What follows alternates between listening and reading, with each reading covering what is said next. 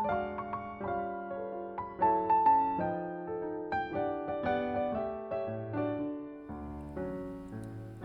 una ciudad del Middle West, en América del Norte, Estados Unidos, la policía descubrió un lunes a la mañana los cadáveres de un matrimonio joven en una casa burguesa del barrio residencial. Los miembros de la brigada de homicidio, con la ayuda de los supergenios del laboratorio, como solían llamarlos en su jerga intralaboral, no tardaron en reconstituir los hechos. La esposa había ido a pasar el fin de semana a la casa de sus padres, a unos 100 kilómetros al norte de la ciudad, y al volver el domingo a la noche, sin darle ni siquiera tiempo de descargar el auto, el marido le infligió 19 puñaladas con un cuchillo de cocina y después subió a ahorcarse en el desván. Pero si los indicios eran elocuentes, el motivo, en cambio, parecía inexplicable. Amigos, parientes, compañeros de trabajo, vecinos, horrorizados por la tragedia, coincidían con energía en un único punto.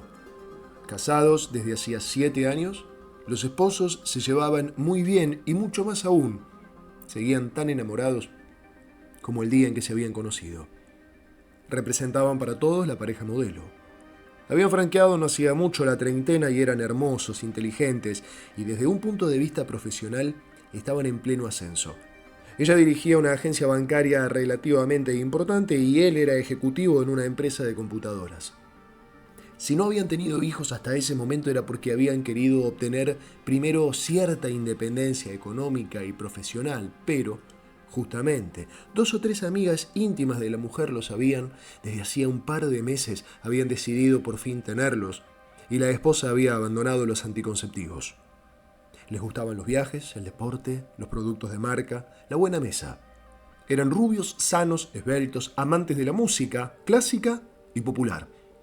Esa imagen paradigmática de felicidad inculcó a los que los conocían y los apreciaban la tesis del doble asesinato, pero las conclusiones de los supergenios del laboratorio fueron inapelables. Con un cuchillo de cocina, el marido había, como se dice, cosido a puñaladas a su mujer y después se había subido al desván poco menos que corriendo para colgarse de un travesaño.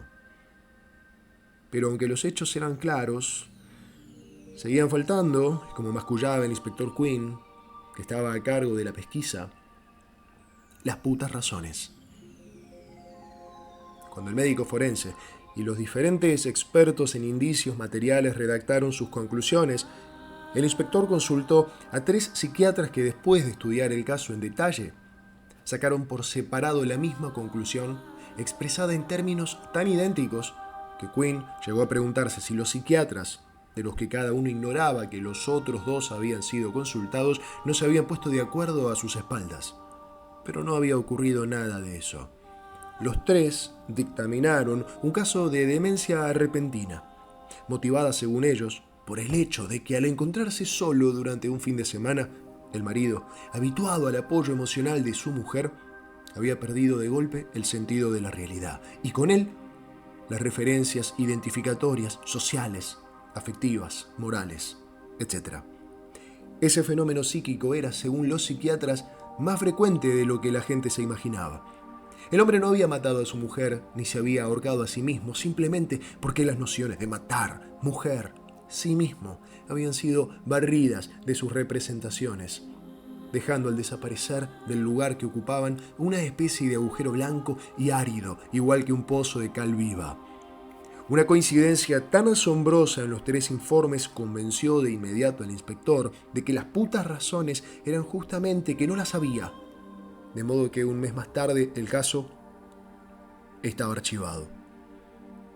Ahora que policías, psiquiatras y hasta amigos y parientes se han olvidado de lo ocurrido, se podría tal vez tratar de explicar cómo ocurrieron los hechos. En realidad, varias coincidencias asombrosas originaron el drama. Cuando la esposa se fue el viernes a la noche, el marido se quedó tranquilamente en su casa, esperando que su mujer lo llamara para asegurarle que había llegado tranquilamente y sin problemas a la casa de sus padres, porque los viernes a la noche hay demasiados autos en la ruta y bueno, los accidentes son por desgracia demasiado frecuentes. El marido se sirvió un bourbon, tomaba con cierta moderación y se instaló frente al televisor a mirar la transmisión de un partido de béisbol. Cuando la mujer lo llamó, se fue a la cama y recogiendo de sobre la mesa de luz un libro voluminoso que arrastraba desde hacía meses y que eran las memorias de un expresidente, de las que no sabía bien si le interesaban o lo aburrían, leyó un rato hasta que se durmió. Tuvo un sueño confuso, atravesado de sobresaltos sensuales, del que se olvidó por completo al despertarse a la mañana siguiente. Antes del desayuno, corrió 1 hora y trabajó un poco, tomando algunas notas para la reunión de los lunes por la mañana con los otros ejecutivos de la empresa. A la hora del almuerzo, llamó a la casa de los suegros para hablar con su mujer, de modo que los suegros confirmaron a la policía que hasta ese momento todo parecía normal. Para la policía el misterio empezaba a partir del sábado a la tarde y fue imposible reconstruir las actividades del marido desde el mediodía del sábado hasta el momento del crimen, el domingo por la noche. Aunque parezca increíble, las cosas sucedieron de la siguiente manera. Como consecuencia del sueño olvidado, el marido al atardecer empezó a sentir una ligera excitación sexual.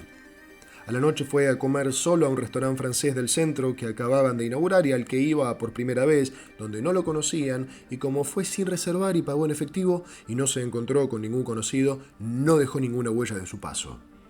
A la salida, como la excitación aumentaba, decidió, con una sonrisita interior condescendiente para consigo mismo, ir a los barrios turbios en busca de algún estímulo suplementario.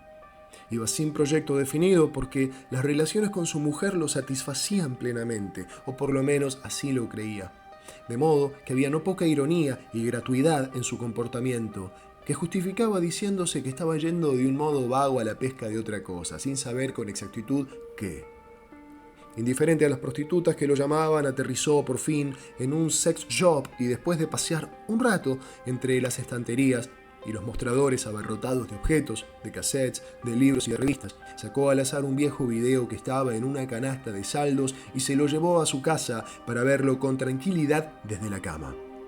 Tenía también la intención, para que se divirtieran un poco, de mostrárselo a su mujer la noche siguiente, cuando ella volviese de lo de sus padres. De modo que cuando llegó a su casa se lavó los dientes, tomó un gran vaso de agua fresca y se metió en la cama a mirar el cassette. Ahí fue donde se pusieron de manifiesto todas esas coincidencias asombrosas. Unos meses antes de conocerlo, su mujer había pasado una temporada en Los Ángeles, buscando trabajo para terminar de pagar sus estudios, sin mucho resultado. Cuando las cosas se volvieron demasiado difíciles, una amiga la convenció de trabajar como call girl con clientes de mucho dinero que buscaban acompañantes hermosas, jóvenes y con la que ellos consideraban que era cierta cultura, para fines de semana en hoteles de lujo en Las Vegas, en Nueva York, incluso en México City. Uno de sus clientes, que era productor de películas pornográficas, le propuso actuar en una, asegurándole que sus películas eran para distribución exclusiva en Extremo Oriente y prometiéndole que jamás sería exhibida en Estados Unidos. Como le proponían una suma importante, la muchacha aceptó y el productor cumplió su promesa. Pero, unos años más tarde, un negociante tailandés que compraba por kilo los saldos de los negocios en quiebra, exportó una partida a los Estados Unidos. Entre los 6.000 cassettes que mandó, había un solo ejemplar que alguien había puesto en un cajón equivocado del film en el que intervenía la muchacha. Y ese ejemplar fue el que, pescándolo a ciegas del canasto, compró el marido la noche del sábado. Hay que aclarar que después de actuar en ese único film, la mujer se retiró del oficio de call girl y al mismo tiempo que terminaba sus estudios comerciales, consiguió empleo en un banco. Echado en la cama con su vaso de agua fresca en una mano, el comando a distancia en la otra y una sonrisa irónica en los labios, alrededor de medianoche, el hombre empezó a mirar el film. A los pocos minutos ya había encontrado, como había estado diciéndoselo irónicamente a sí mismo unas horas antes, otra cosa. Durante toda la noche pasó y repasó el cassette, viendo a su mujer en compañía de otras mujeres, de un hombre, de varios hombres. Todavía despierto al alba miró infinidad de veces las mismas imágenes hasta que, exhausto de incredulidad, de sufrimiento y de asco, terminó por dormir un par de horas. A eso de las 10 de la mañana tiró el cassette al tarro de la basura y, empujado por la costumbre, cumplió con media hora de gimnasia enérgica y abstraída. Se dio una ducha y fue a almorzar un McDonald's, un Big Mac, una porción de papas fritas y 2 Coca-Colas. A la tarde se entretuvo mirando por el cable la difusión diferida de la semifinal de Wimbledon. A las 6:30 afiló el cuchillo grande de la cocina y preparó el nudo corredizo con el que pensaba ahorcarse. A las 9:10, cuando oyó que su mujer estacionaba el coche en la entrada del garage, sabiendo que, como de costumbre, entraría por el patio trasero, fue a esperarla a la cocina y, cuando ella estuvo adentro, en silencio, sin darle ni pedirle explicaciones, la mató a puñaladas.